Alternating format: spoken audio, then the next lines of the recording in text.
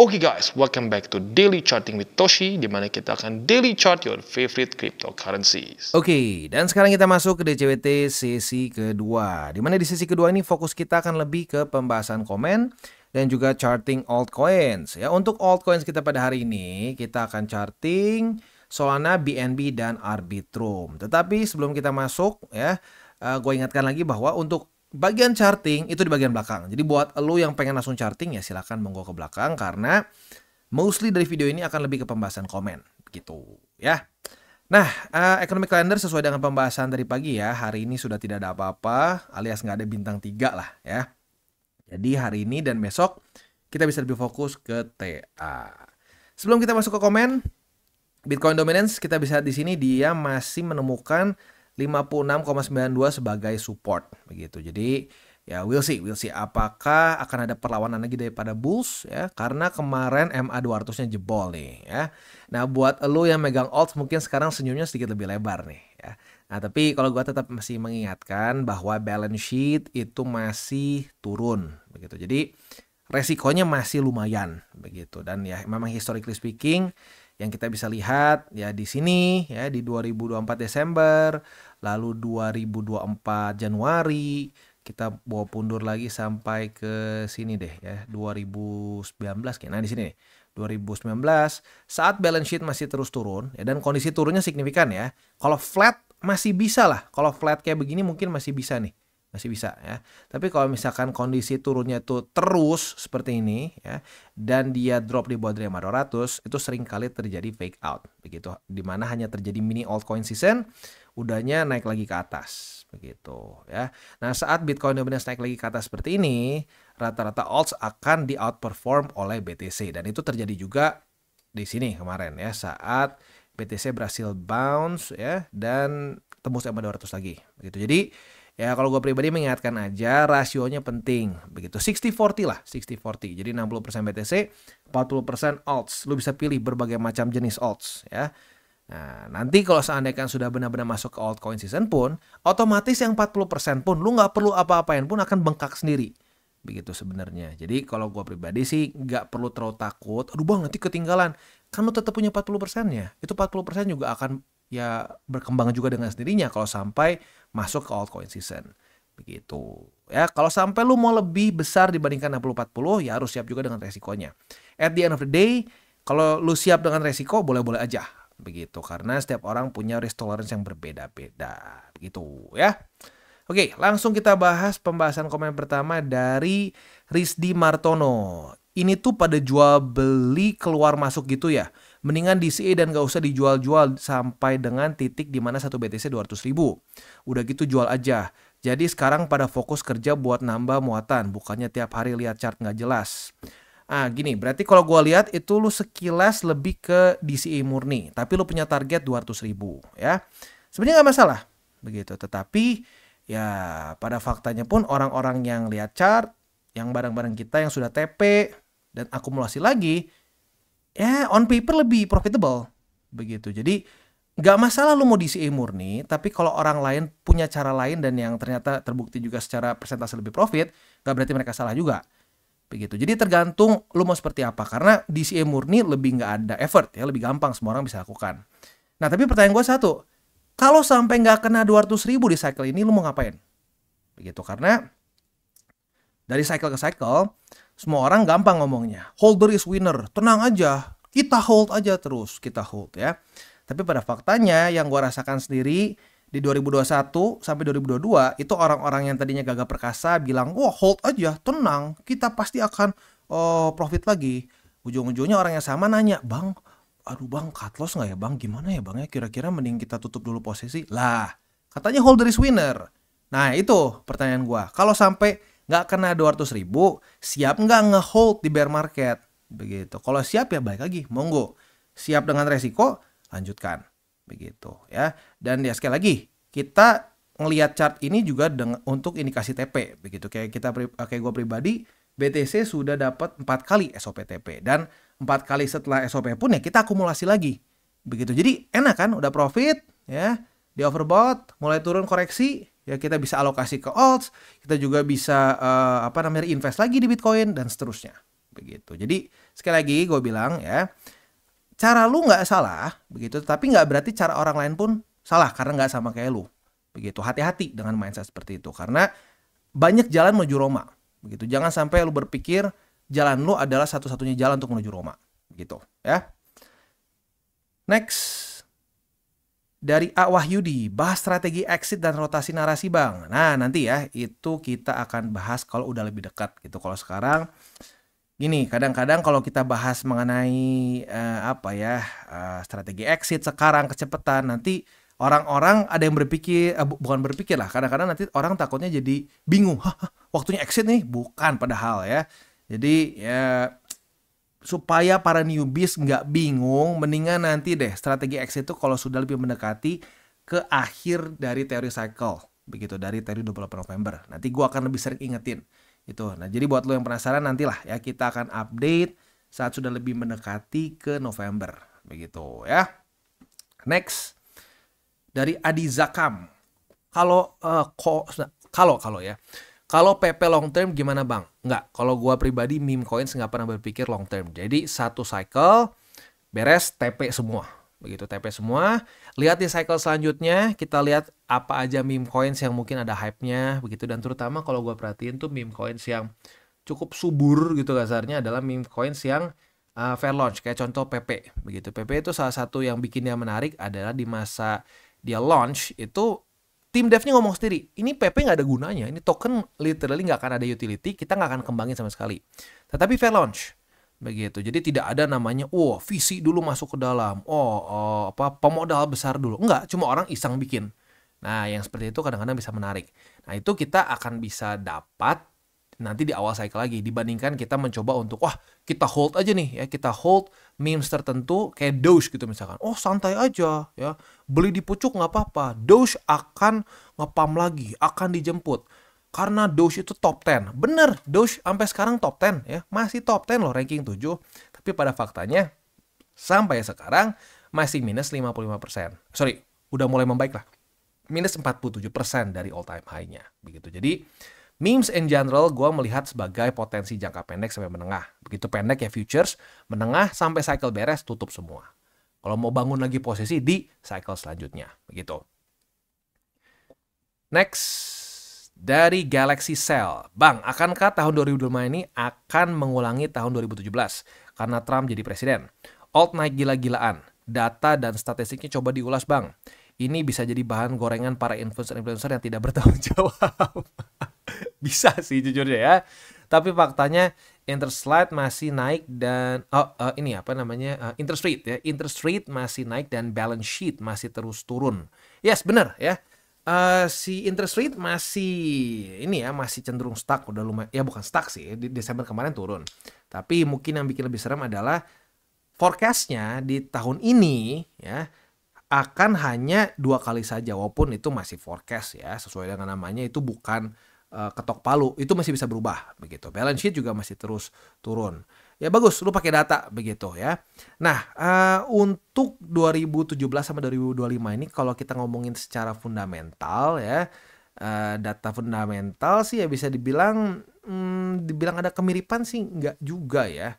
Nggak terlalu banyak lah begitu. Bahkan kalau mau dibilang lebih mirip seperti 2021 kalau secara data fundamental. Tetapi karena Trump naik, nah ini jadi wild card gitu kasarnya ya.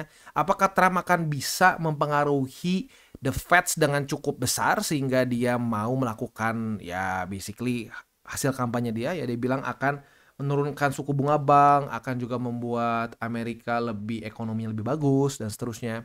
Nah itu ya kita harus lihat saat dia sudah menjabat gitu, karena memang Trump ini ya sebenarnya dia bukan politician kalau gue ngerasa ya, dia caranya itu benar-benar unik begitu sebagai presiden yang ya kayaknya dia satu-satunya presiden US yang kayak bertindak seperti bertindaknya nggak seperti politician begitu. Jadi dia ngomong apa ya pokoknya dia setengah mati dia coba untuk lakuin kayak businessman aja gitu, dia menjadikan satu hal ya dia berusaha untuk achieve that goal begitu ya. Ya jadi kalau dibanding 2017 sama 2025 sekali lagi secara fundamental gitu ya nggak terlalu mirip, lebih mirip sama 2021 di mana balance sheet masih terus turun, interest rate mungkin kalau interest rate udah mulai turun duluan ya di 2021. Sorry bukan 2021 sih lebih tepatnya 2019 lah ya. Nah jadi Ya lagi-lagi fundamental nggak terlalu mirip, tapi Trump it's the wild card ya. He's the wild card. Apakah dia akan bisa mengulang lagi ya masa-masa subur di tahun 2016-2017 kemarin waktu dia jadi presiden gitu ya.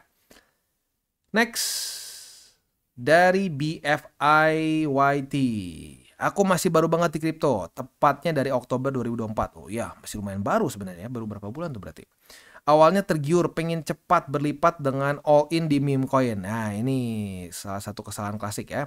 Tapi stres tiap hari semenjak tahu sebentar apa? Oh benar ya. Tapi stres tiap hari katanya stres ya. Dan semenjak tahu channel ini lebih adem dan tetap profit. 80% BTC, 20% di meme dan lainnya makasih Matoshi. Tetap ditunggu-tunggu jangannya. Mantap ya. Jadi yang penting gini, salah di awal tuh nggak masalah. Salah itu bukan bodoh begitu ya. Yang bodoh itu apa? Udah dikasih bukti, dikasih cara yang lebih benar. Nggak mau gitu. Hanya pokoknya gue pengen profit lebih gila. Nah, itu mungkin bodoh begitu. Tapi kalau mau berubah, dikasih tahu cara yang lebih tepat, dikasih lihat data yang lebih valid, mau berubah, nah itu bukan bodoh. Itu namanya hanya belum tahu jadi tahu. Begitu. Mantap ya. Congratulations, semoga di cycle ini bisa benar-benar profitable-nya signifikan ya. Next dari Anjun Project. Bang, mau tanya apa benar yang beli di checks yang beli meme di checks orang bodoh? Oh, pas juga ngomongin orang bodoh ya. Enggak menurut gua ya. Lu beli PP di Binance di masa-masa 2023 begitu ya. Lu beli di sini barang-barang TCE, lu tuh profit sampai 2000%. Apakah bodoh? Enggak juga. Gini, ada satu persepsi di mana kalau lu beli di checks tuh udah telat, udah ngepam dulu. Tidak seperti itu juga sih ya. Pada faktanya meme itu simple. Meme itu adalah embodiment of hype. Begitu. Jadi kalau ada hype dia naik udah gitu aja. Nggak usah pusing-pusing. Wah, harus begini. Enggak, udah ada hype naik.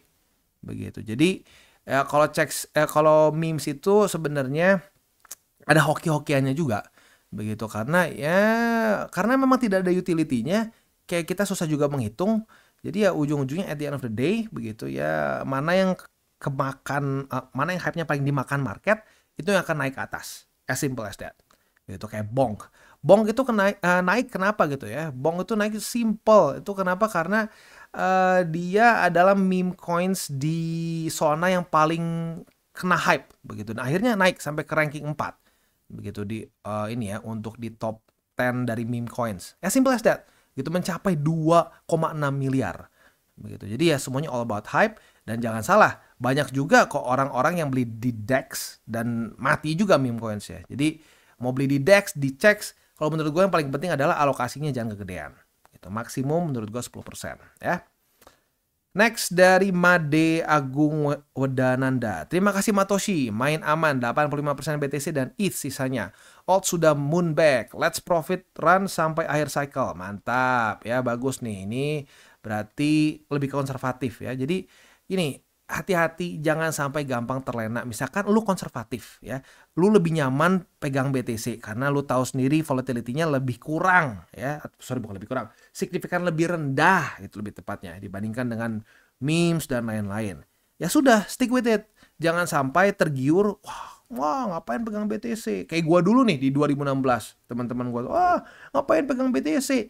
Ngakaknya kata-katanya sama persis, nggak akan kaya lu beli BTC, ini dong A B C D, gue sampai adalah berapa banyak gitu ya meme altcoins itu, zaman itu belum memes ya, paling cuma ada Doge, sisanya ya alts yang aneh-aneh lah begitu. Ujung-ujungnya apa itu, alts mati semua, yang ujung-ujungnya sekarang bikin gue kaya malah BTC begitu. Jadi ya udah, kalau lu konservatif nggak usah mikirin orang lain. Wah lihat nih ada yang profit berapa ribu % di memes. Ya monggo, terima kasih ya, infonya terima kasih. Tapi ya gue lebih prefer seperti ini, karena orang sering kali gini loh, wah gue di memes untung berapa ribu %, tapi nggak ngomong udah berapa yang kena rug pull, berapa yang jebol. Nah begitu, itu kebiasaannya. Jadi ya stick with your portfolio gitu, jangan sampai gampang terombang-ambing sama kata-kata orang begitu, karena nanti percaya atau enggak akan semakin nyaring bunyinya saat liquidity semakin besar gitu ya.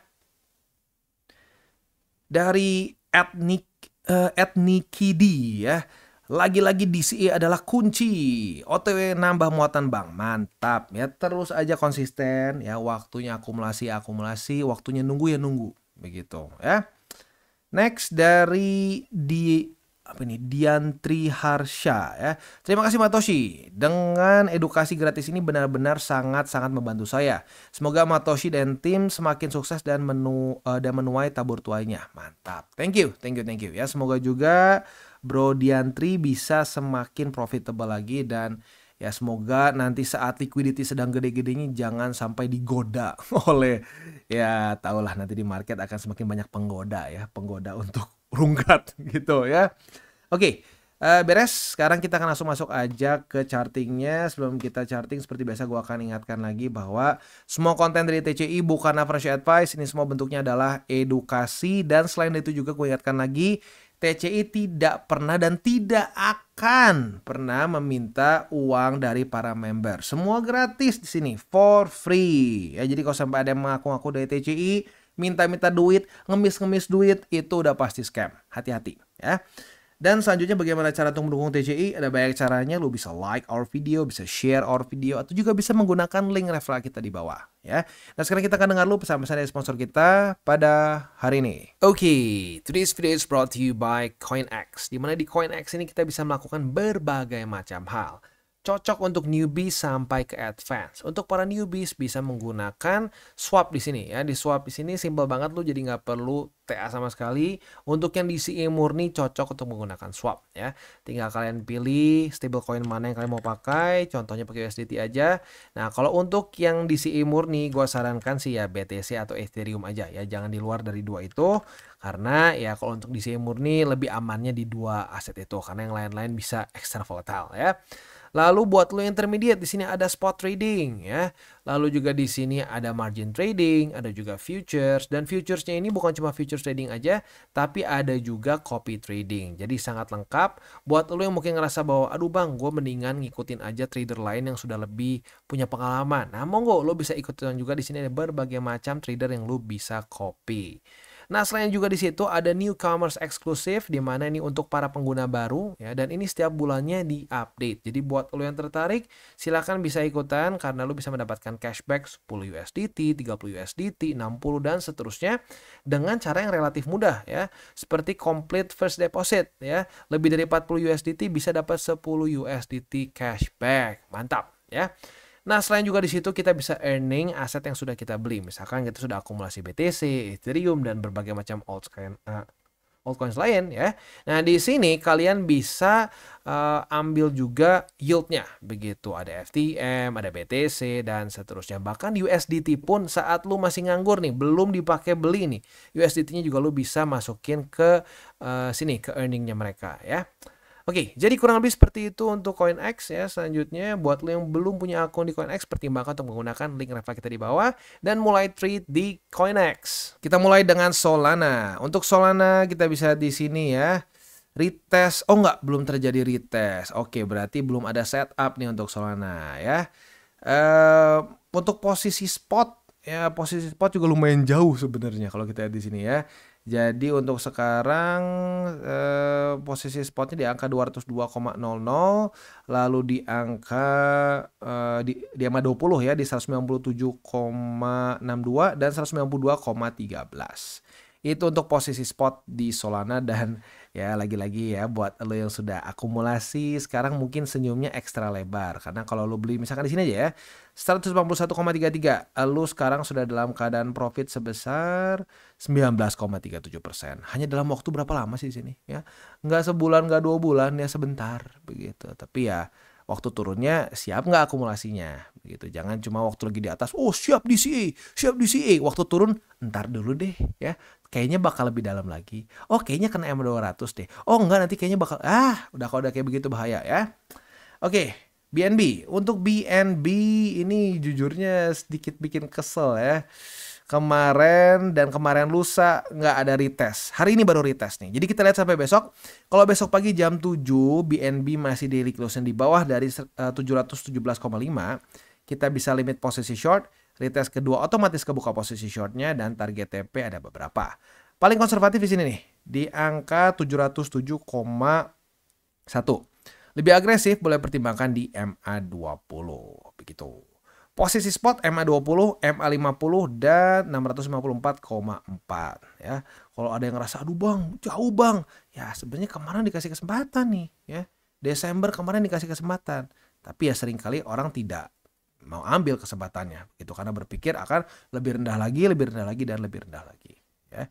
This is the power of DCA. Lo nggak nebak-nebak, lo terus konsisten beli ya ujung-ujungnya dapat harga lebih rendah begitu. Tapi lo mulai nggak konsisten aja, nah harga rata-ratanya akan tidak seefektif orang-orang yang konsisten.